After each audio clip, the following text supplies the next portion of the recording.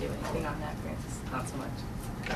It is a little bit scary because, I mean, 7 does it with see it, snap it, send it to 7. And a lot of it is being really, debated by people who are photographers. If there's a tree down in Worcester because of high winds, somebody sends it, it's cheaper for the station to just have a viewer email it and put the viewer's picture up instead of sending a photographer all the way to Worcester to get it. So, and that's what's scary too. I mean, what's happening across the country is now a lot of reporters are going out on the field and like saying like somebody sent to the Obama inauguration. That reporter will now Skype because it's so much cheaper for them to fire up Skype on their computer versus sending a photographer and having, to pay 3 people's meals while they're there and overnight stays. So it's a very, very scary time. I mean, I know you all are familiar with what's happening with the Globe and what's happening with even newspapers and ad revenues. It is taking a huge hit on TV stations too. Everything that's happening in Detroit with automakers is really, really penny. If you have Chrysler that's down, if you have Pontiacs that aren't being made anymore, guess what? You're not going to see a Pontiac commercial on any of our airs. And that's the ad revenues that kind of keep these stations going and how they make their money. So it's kind of this cycle of, so what happens next? They're not going to send a reporter. This is the first year we didn't send a reporter to Red Sox spring training. So these are where you'll see the cuts happening all across the board, and frankly, it's getting really, really worse. I mean, it's just kind of spiraling downward. It's just kind of the way this business is evolving right now. And I was talking to a friend of mine who's an anchor at a station in Washington, D.C., which is a comparable market to Boston, and what they were saying is, they've switched exclusively to hiring what they're calling multimedia journalists or one-man bands, meaning, as Francis was saying, it used to be that we would have a photographer. Well, in LaToya's case, I think you were one-man banding then. It was, at Channel at Binghamton. Yeah. So she started in that, and that was a trend that it started, and perhaps usually your first job out of college, you would shoot, write, do everything, but you say, okay, I'm never going to do this again. Right, but that was market 150 or market 200 or something, not market 7 or 6, which is what DC is. And so now they're hiring journalists that are doing that. What he was saying to me was there are problems because even though a producer may read the script, the person who goes out and shoots the video, writes the story, and then ends up cutting the video and editing it may have missed something. There's no checking there are fewer people, whose hands are in the pot to kind of review this story that needs to be truthful. It needs to accurately represent what was happening.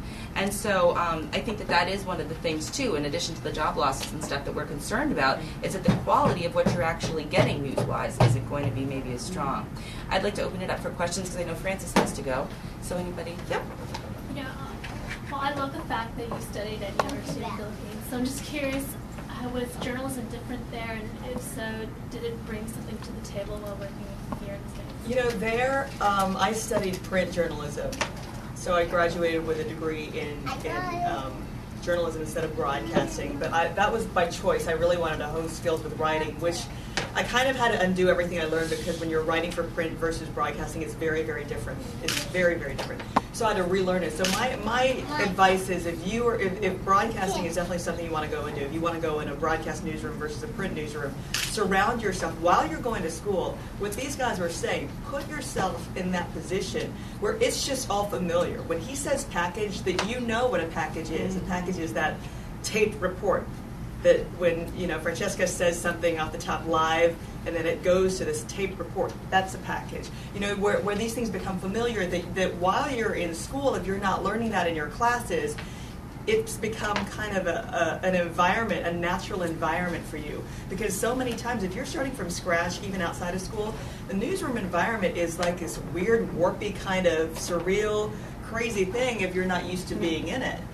So the more you can familiarize yourself with that while you're in school, by all means do it. So then it becomes kind of this natural environment for you, and the more you can absorb everything that's going on instead of freaking out that this person looks thinner or smaller in real life, or that, the newsroom looks so much bigger on TV, and that's where they do the weather in front of that green thing. You'll get all of that out of your system, and you can start learning and applying and knowing kind of the rhythm of what happens in the newsroom, because there is one amidst the chaos. There is a rhythm there. Absolutely. Sorry. Yes. I just wonder, does the TV really add 10 pounds to the female? It It's mean. It's just a mean thing. He really does. It's 10 pounds of muscle. You look great. It's well, I'll say this. I mean, I know that certain things work on television and certain things don't in terms of wardrobe, hair, jewelry, makeup for girls especially, and in some cases for guys. And as far as the 10 pounds go, I think it does add some weight, more so than others, to different people. And certain people will, for example, I remember when Fox converted to a seated, Fox here in Boston, Fox 25, converted from a seated anchor desk to all those, that open standing position and whatnot, and I went through a similar conversion. I was worried. I was like, wait a minute, this isn't going to look so good. But, it's, stay away from prints and patterns and stay away, wear solid colors, bright colors, not too much movement and dangly stuff. All these little kinds of things are things that probably Frances Latoya and I could write a book on if it hasn't been done already. But I don't know. Do you think it adds weight? Yeah.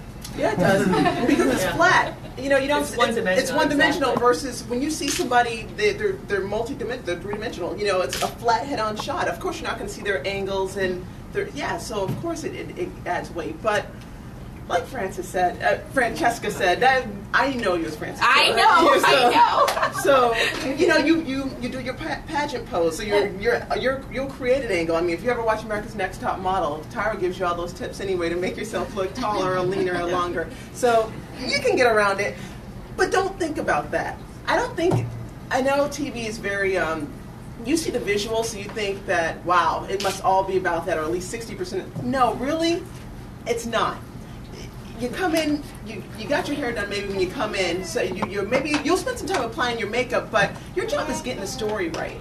And if you get the story right, you'll stay employed. You can be the prettiest girl with the greatest lip gloss, and they will bounce your butt because you got the story wrong. You know what I mean? You are a doll. So don't worry about looks. You got it. So don't. And the weight. Seriously? Yeah, I know. Really. It's true. Yeah, it is funny. Although that being said, I think that you do tend to find, based on the general population, people who are more slender. Oh, absolutely. In the industry because their cameras are everywhere. One more question maybe before Frances has to go, and then if you want to keep going afterwards, we can. Go ahead, hon. I know that there are a lot of rules regarding censorship and things like that. Do you feel as journalists that you have the freedom to kind of speak about the things that really you may feel like matter the most or things like that, or do they kind of cut you off and say, no, you can't talk about these kind of things, you have to focus on this? And how does that really affect your job? Well, I think, are you talking about when we're on the air and we're talking, or the stories we pick? The stories that you're allowed to deliver.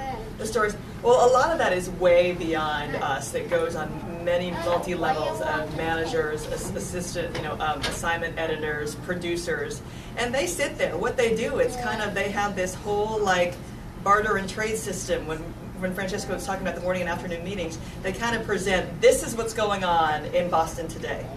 And they decide out of those stories which ones they want for the day. And what a Channel 7 newsroom picks may be very different from what an NECN newsroom picks or what a Channel 4 newsroom picks. And not only that, within each program, because we have multiple newscasts, we'll say, we want this story for the 5, but you can have it for the 6. So it's kind of this picking and choosing. But then again, all that can be blown out of the water if a plane goes down to the Boston Harbor right now. So their whole day of planning is thrown out the window. But so they decide, they choose what is this, is this big enough that we're going to assign a reporter to go do, or is it just small enough of a story that we'll just spend 15 seconds on it and we'll just have the anchors read it during the newscast.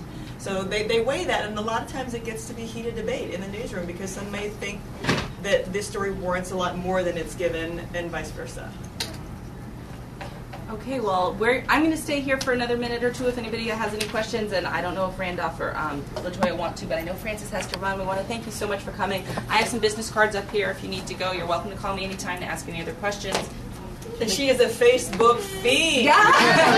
Find her there. She is insane on Facebook. Well, that's another way to network, I mean, it's a useful way, so you can find me on Facebook if you want. The other quick tip before you go is, if you do have an internship and you do go out with people in the field, bring food, buy them food, make cookies at home. They'll love you. It is.